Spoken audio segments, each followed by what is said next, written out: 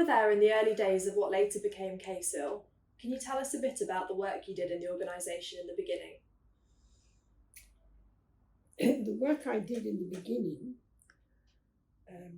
was quite interesting. It was something that I knew very little about.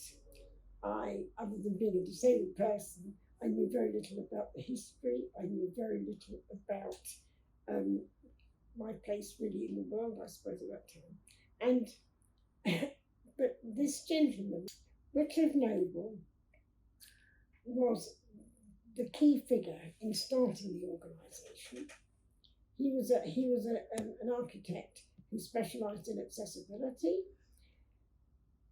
I got involved. I'm not quite sure how it came about, but I was labelled the honorary secretary. I started off in a very small way, working from home as a secretary.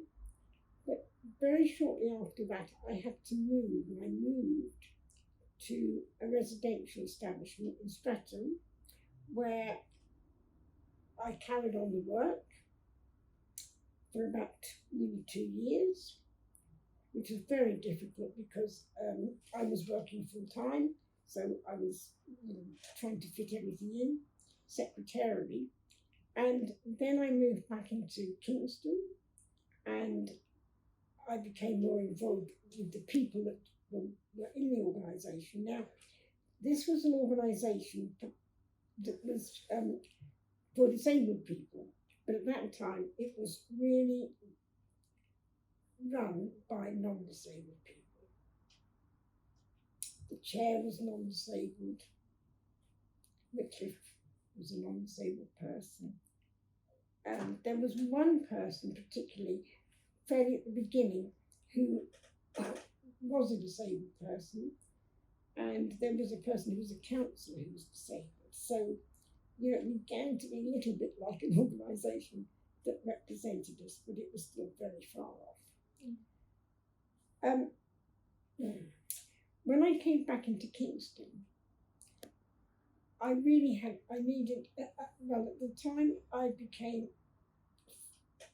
ill and had to stop work and was told I was never going to work again.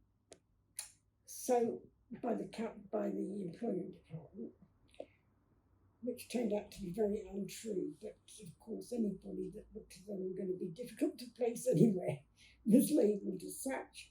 So I decided that I would set up an office or try to find a space for KCIL. And I found that space at Kingston United Reformed Church in Kingston, where the minister at the time offered me his vestry for a peppercorn rent. So I worked there for 10 years. 10 years, 4 days a week, full time for those 4 days. And the rest, of course, I did at home because there was always things left over. I travelled all the way from my home, which was a couple of miles, by wheelchair, and all the way back because there was no accessible buses in those days. And often I got very, very wet. But that helped the organisation in terms of people being able to come in and speak to me.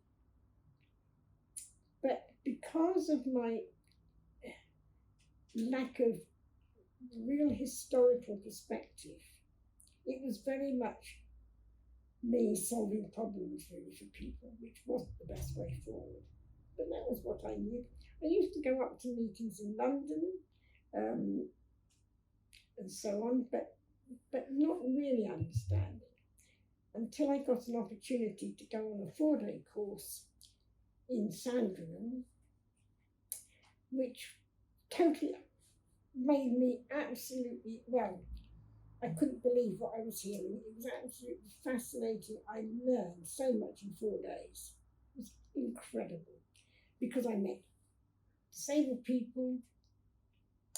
I had a chance to understand their history, but I also understood the global history, if you like. So that was fascinating. And so from there I decided I would get to work. And that was when I became fully employed after that course in training. and I trained every local authority, staffing, not every, but in social care in London, bar one. So 32 London boroughs. So that was how it all started, but it was very much still what I term really the Twin Second Pearls Brigade, because it was like the middle class, the women that were there, middle class women who, and the chair was middle class, so it kind of was like daffodil balls and tea parties. So I think that's as much as I can say about the beginning.